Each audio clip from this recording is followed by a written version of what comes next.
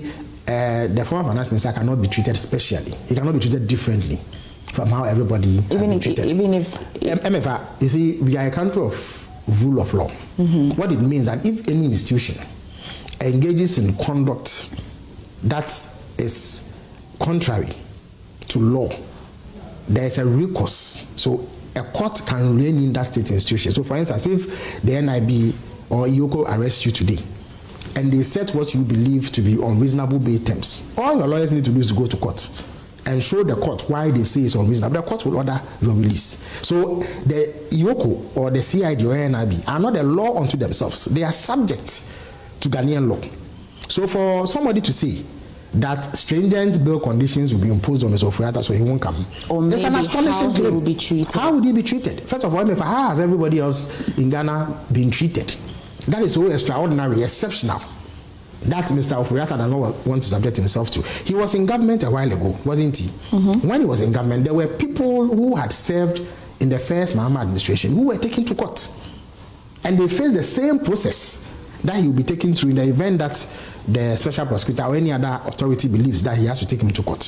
Why does he not want to subject himself to the same thing that everybody has subjected himself to? You see, he's not the first former finance minister to have a brush with the law. Mr. Kwakye was finance minister under Mr. Rawlings.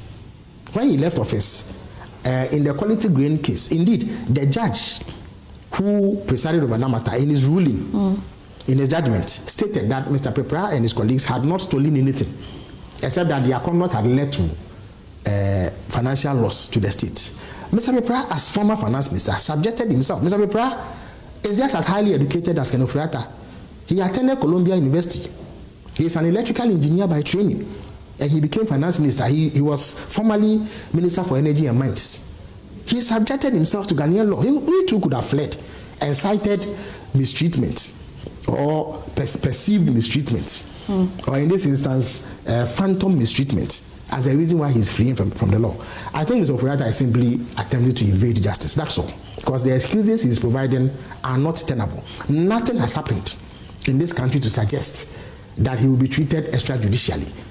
Since we've been in power, there are former NPP officials who are standing trial also. As for me, he was not even a government official. He was a party official. He is standing trial. As of now, he is a free man. He goes to court and goes back home. Why is Mr. Ofori-Atta more human than Mr. Wuntumi, who is a member of the NPP? Mr. Abdul Hanan, the former CEO of the Buffer Stock, National Buffer Stock Company Limited. He was an official in the NPP government, was he not? Today he is standing trial. Is he less human than Mr. Ofori-Atta? Gift Owari of National Service, Mr. ASEM ABA of National Service fame. Are they not standing trial? Are they any less human than Ofori-Atta? Did they all not serve in the same government? So why is an exception being made for Mr. Ofori-Atta? Area of interest, is it justice in the form where there are collections, or there are also... We said operation recover all loot. So where there's opportunity to recover the loot, why not? You go after it. There are instances where you can be convicted, and convicted, I beg your pardon, and then your properties too can be pursued to recover whatever it is that the state can get from doing so. So that is allowed, and that is precisely what will be done. In fact, in many cases, once the investigation begins, they do concurrent asset tracing to see if they can recover anything for the state, and it is perfectly lawful. When you look at Ayine Close's case, does it come to you as though she was fleeing justice? Well, I think that it was in the course of the trial that she sought leave of the court to seek medical treatment. She didn't come back. The court convicted her in absentia. Indeed, as far back as July 2024, the then Attorney General had filed extradition processes in the United States of America for the American authorities to apprehend her and bring her. And so when people say that the NDC government was doing nothing about the case, we found it amusing, because we knew that the government of Ghana had already initiated the process and gone through the process to get her to be brought here. The American authorities conducted their search. They found her. I think they arrested her on the same day that Mr. Ofori-Atta was arrested. And she was supposed to go to court yesterday, I believe. I don't know what the... that's the date that was widely published. So I don't know what has come out of that. But whatever it is... But does it look to you as though she was fleeing justice? Well, I think that you can say that to the extent that she did not avail herself again. That may be the case. But then again, it is up to her to use any legal recourse to show otherwise.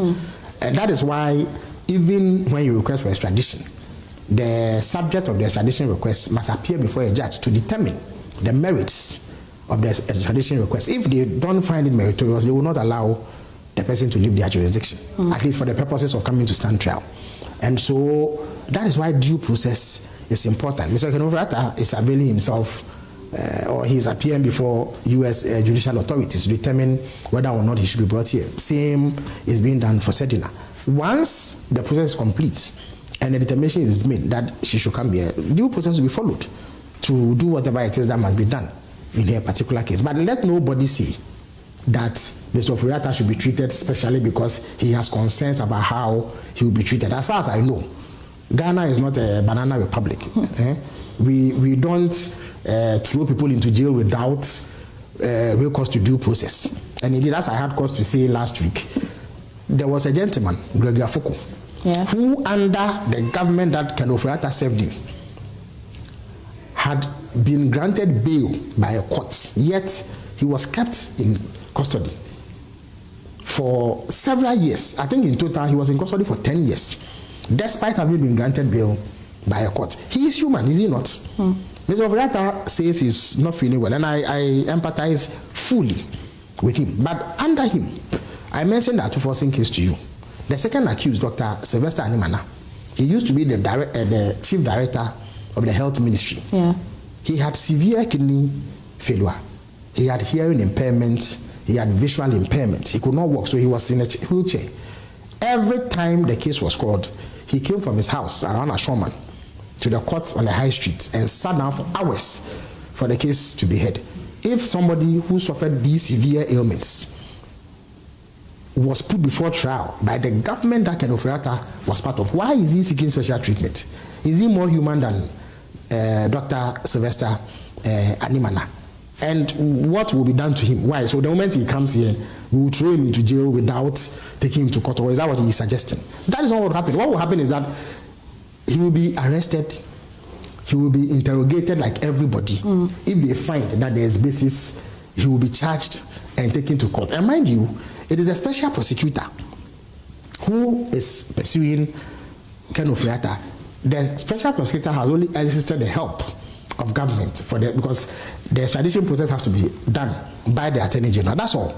And the special prosecutor was appointed by Ken Ofori-Atta's President Akufo-Addo, not President Mahama. So on what basis is he expressing fear about the appointee of his own cousin? If the extradition process goes through just for purpose of learning, and then he is extradited back to Ghana, the Attorney General then just hands him over to the authorities will hand him over to the special prosecutor. And the special prosecutor is mandated by law to prosecute people. He is prosecuting some people, is he not? In fact, even President Mahama, when he left office, was a subject of investigation by the special prosecutor. The special prosecutor actually invited him for questioning, and he obliged. So if a former president, in fact, President Rawlings, when he left office in 2001, for giving the famous boom speech, was invited by the BNI for questioning. He subjected himself to that process. So if former presidents can subject themselves to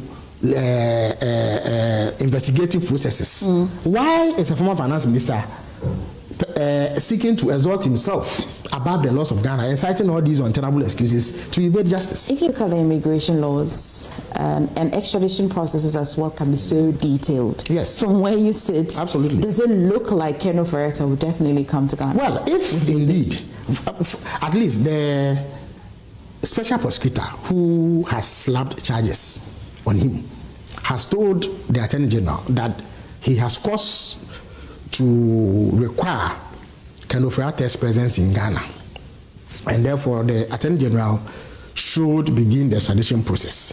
The Attorney General requested details of the case to satisfy himself that there is basis to do so, because even the U.S. authorities would request details to satisfy themselves that there is basis to do so. Indeed, you may have read that the judge hearing Ken Ofori-Atta's case now requested for evidence of the extradition request. And that will come with detailed documentation on what the issues are and why he is wanted. If he finds it meritorious, he will ask that they bring him to Ghana. When he comes, he will go through the same process that everybody else has gone through when they have been accused of wrongdoing. Back in Ghana, yes, the Constitution Committee, Review Committee, yes, they have finished their work. Mm-hmm. I know that it's also been presented to the president. That is true. But what are we doing with it? Well, next? I think that the president gave an indication of the next steps.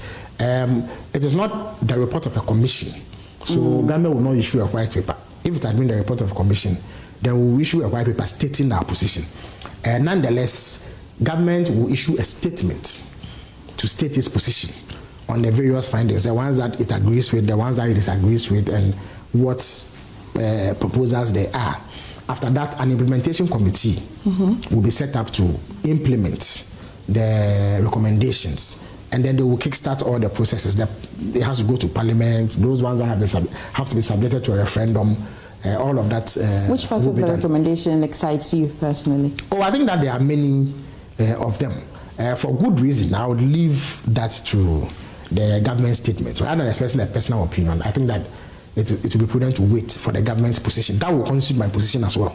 And therefore, everybody will know what government makes of the recommendations. But by and large, I think that they've done a good job.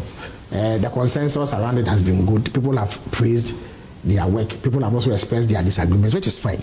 But eventually, it will go into informing what changes we make to the constitution, which though has served us well in the last 32, 33 years, requires some fine-tuning so that it reflects changing times and the present exigencies. Yeah.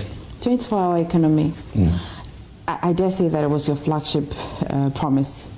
Yes, yeah, you can say so. Yeah. Maybe it was the most popular promise. I believe that the fixing the economy and the problems we had was, in my view, the number one expectation that people had about this. But 24-hour economy was perhaps the most popular of the promises we made, and it gained wide acceptability.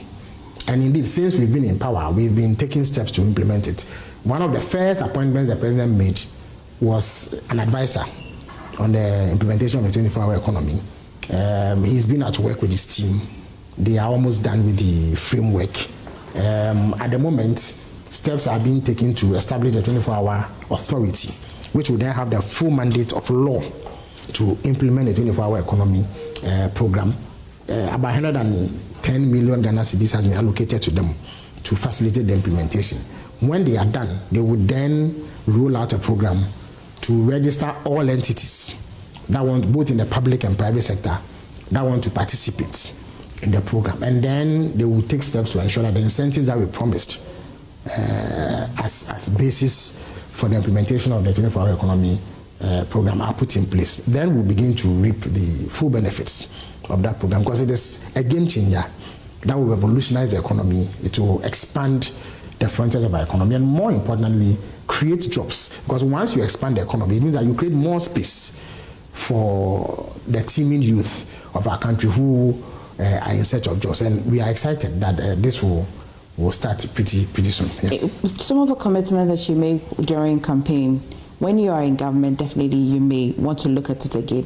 When I imagine 24-hour economy under this government or under this regime, what shall I imagine? What shall I think of? Basically, it's an economy that never sleeps, that works around the clock, and that is able to create additional space for businesses, both in the private and public sector, to flourish, and in so doing, create more job opportunities for our youth. That essentially is what the 24-hour economy. Mind you, it is also complemented by an accelerated export development program, because which first aims at achieving import substitution, so that those things that we import that we can manufacture here, in which we have comparative advantage, we do so.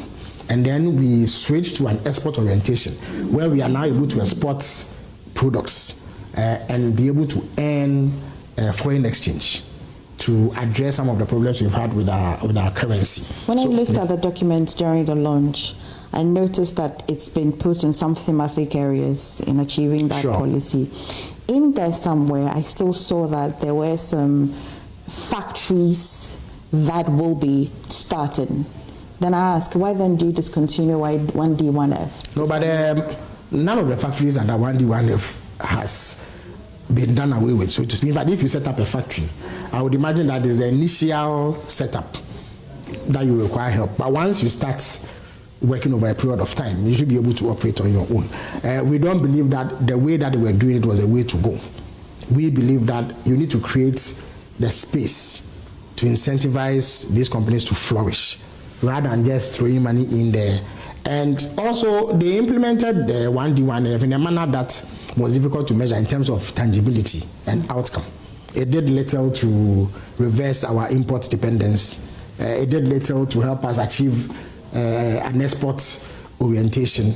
And it certainly did little to ensure that we overcome the challenges with Forex and all the associated difficulties. So it was important that we have a more broader program that addressed economic expansion and unemployment. What kind of promise are you giving to young people watching you today? Just some months ago, this same Ghana Statistical Service, and I'm quite passionate about it, says that 1.3 million young people do not have jobs. Are these real numbers? Well, of course, it is unacceptably high, but even this is what the Statistical Service is able to churn out. So it is not acceptable. It is way too high, and it is a major threat to the well-being of the young people of this country. And government is working hard to reverse this trend. So there are a number of programs, apart from the 24-hour economy. Even the stability of the economy itself allows businesses to be able to invest more. When they invest more, they expand, and they are then able to, as it were, employ more young people. So the first order of business is to fix the economy. Interest rates are falling from 30s to around 18, 15 or so. That then means that businesses are able to borrow at a less expensive rate to expand their businesses. And once they do that, they are then able to employ more people. So that's one of the ways that you address the unemployment. Then there's direct government intervention through policies like the 24-hour economy. And then there are policies in apprenticeship. In fact, as I speak to you, I have an invitation from the ASEM ABA Assembly to attend the presentation of equipment to people who have been trained in various crafts and trades under the National Apprenticeship Program. So I'll be going next weekend to participate in that program. They are part of thousands of people, young people who have been trained under this government. You recall that money was allocated for it in the 2025 budget. Money has been allocated to it for it in the 2026 budget also. So did we exhaust the money that was allocated in the 2025 budget? Absolutely. I think that about 10,000 youth have benefited from National Apprenticeship Program. Similar numbers are expected this year. There's also the Jumera program, which aims at creating entrepreneurs as opposed to job seekers. That one too, I know that there are thousands of youth who they are training in various entrepreneurial activities. Indeed, when the trade minister was here for the Government Accountability Series, he disclosed that up to 154,000 youth had been trained in apprenticeship, and that thousands of them have been given startup kits to start their own business. Indeed, she also mentioned that millions of cedis had been given to some of them as startup capital. So all these efforts come together to form a framework within which government is trying,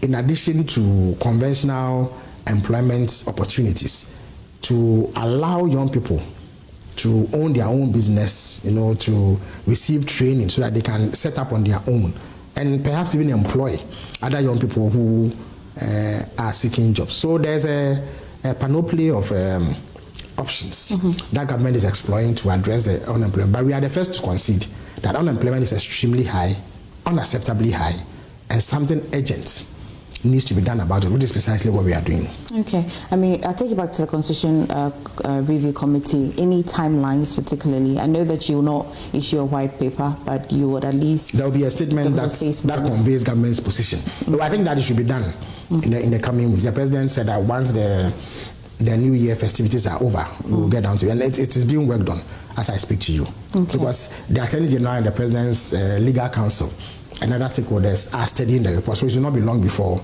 the position is put out. And the next steps